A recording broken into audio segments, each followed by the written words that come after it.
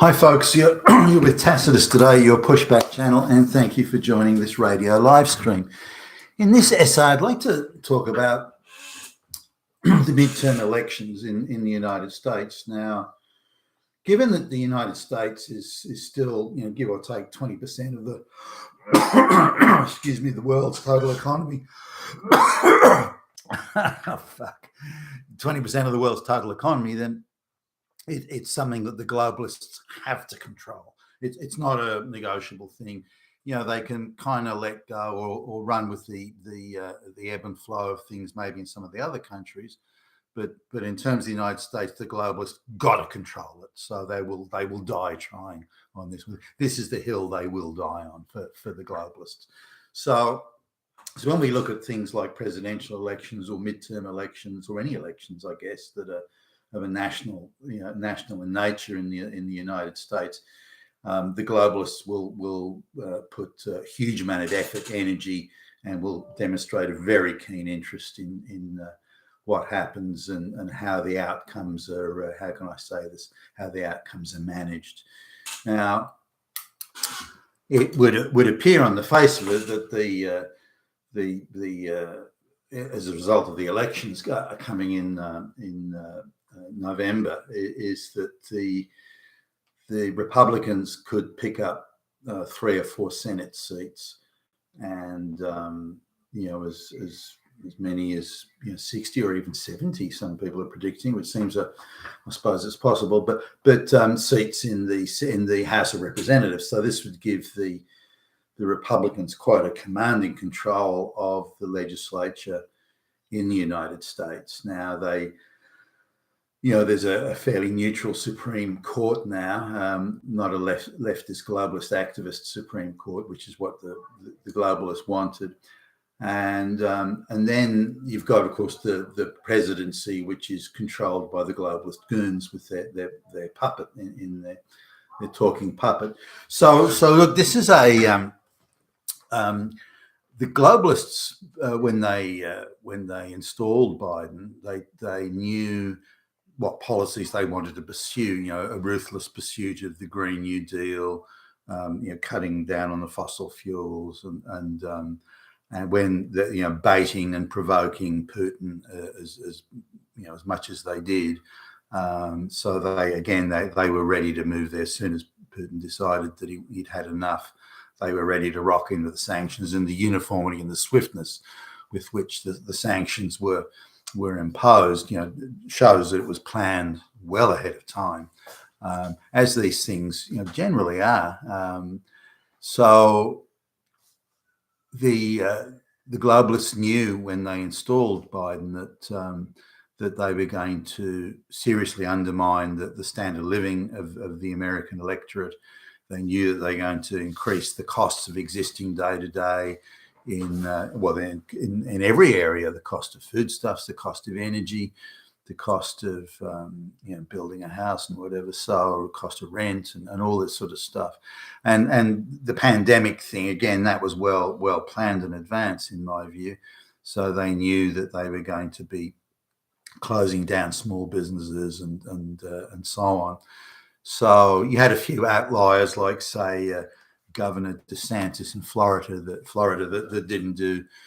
didn't lock down anywhere near the extent that nearly all the other places did, and Florida seems to have done pretty well as far as I can see, and the alleged mortality rate from COVID was more or less, and even the places that not locked down the most severely. But nonetheless, there were huge body blows and vicious impositions on the American electorate. Now, if you're a Democrat or globalist Democrat strategist, and even if you're a basic one, like big deal, you're still in the beginner class, you would look at all these things, you would see the pain and suffering it would cause the voters. And if you control the House, you control the Senate, you control the presidency, then you can hardly go blaming the other guys. So they would have known there'd have been a voter backlash of some considerable proportion. They would have known that, even before they started these policies and implementing them. and they implemented them at hectic speed. The mass migration, for goodness sakes. So the illegals coming across the southern border, that's millions upon millions of them have come through in the United States. Nearly all of them are literate peasants.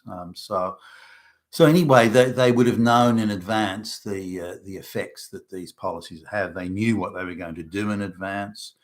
They knew they were going to do everything they could to undermine American society. The hysterical, insane pushing of transgenderism, not just mentioning it or protecting it by law, but the insane promotion of it. So they would have known all this, and they would have known what the electoral consequences would be. And yet somehow they aggressively continued with these policies, knowing there would be electoral consequences. So, and they all would have been aware of this. There wouldn't have been anyone that would have been. Now, so I'll put forward a few sort of propositions here about what may have been going through their minds.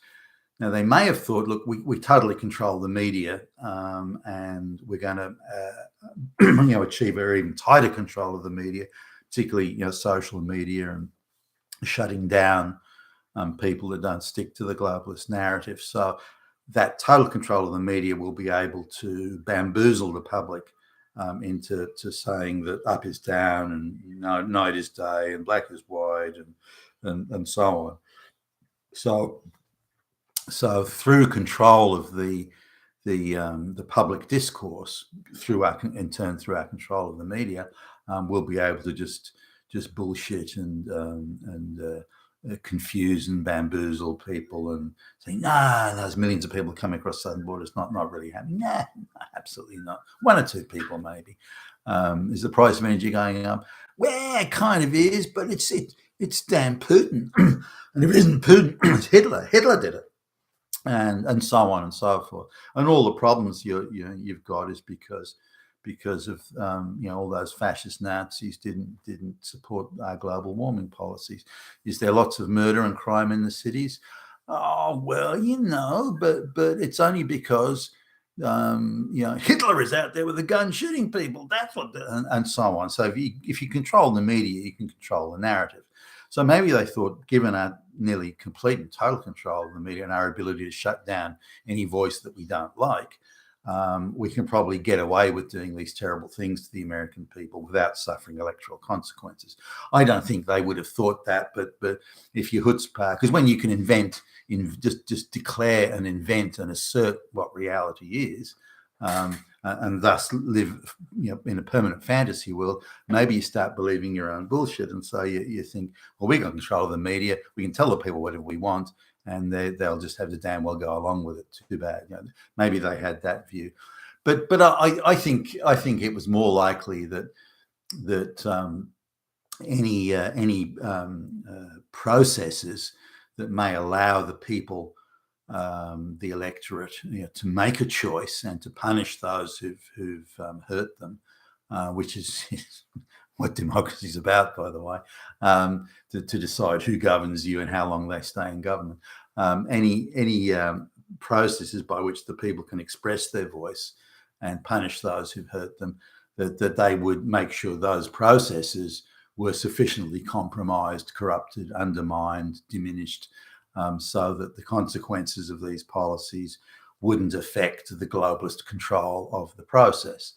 Now, that's what I think. I think we saw examples of that.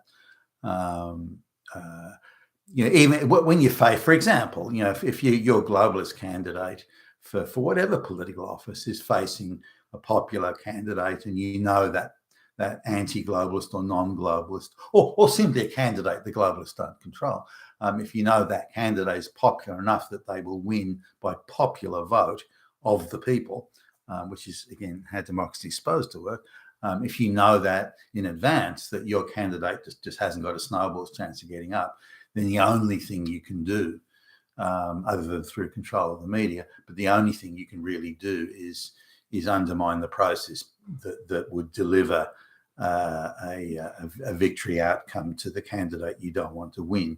So I would see that's more likely where the efforts are going to be.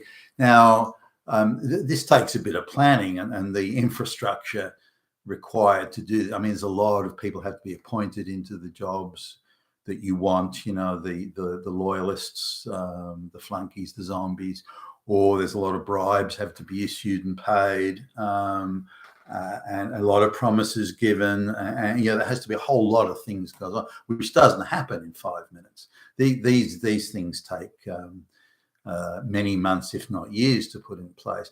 I think the structure was partially in place in 2016, and I think the globalist candidate, to their surprise, the globalist candidate didn't get up, and so they thought, shit, we're not going to make that mistake again.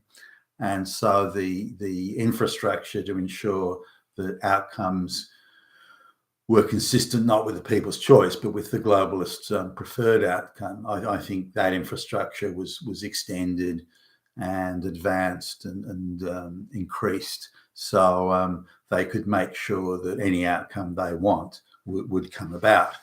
Now, that's sort of, I think they overplayed the hand in 2020, and I think they've lost control of part of that agenda. So that they're probably, it's not a uniform thing, but I would suspect, and I believe this is pretty much in place already, that they believe that their control of the process is adequate or sufficient to either limit or prevent entirely any blowback from the policies they've been pursuing.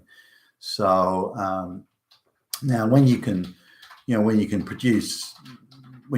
with the process to the extent where you can create any outcome you want, and then you've got control of the media that can, you know, artificially and do a fantasy land legitimization of that sort of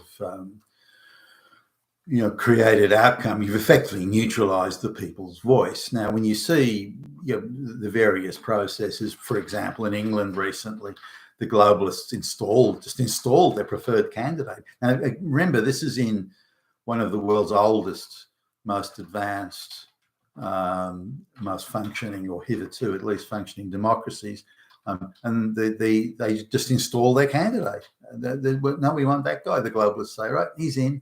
Do the people get a choice? Nope. Does the party membership get a choice? Nope. Does even the parliamentary membership themselves get a choice? No, the globalists decide. It's him, and that's it. I mean, can you fucking believe it? I mean, Britain, where elections decide more or less everything. I mean, there have been situations where, say a prime minister has died midterm, or has say resigned due to ill health or other reasons, and then someone else may take it over briefly, but and before they go to a general election. But those situations, though they occur, are fairly rare. But I don't think there's ever been, or maybe the installation of Theresa May in the prime ministership, but until the globalist times, where the globalists have controlled Western governments, which they do now across the board, I don't think there's been a case where there's been a decision about which person will get installed in the prime minister's job. I mean, Britain, against used to be a sovereign nation, as indeed the United States once was, but no longer is.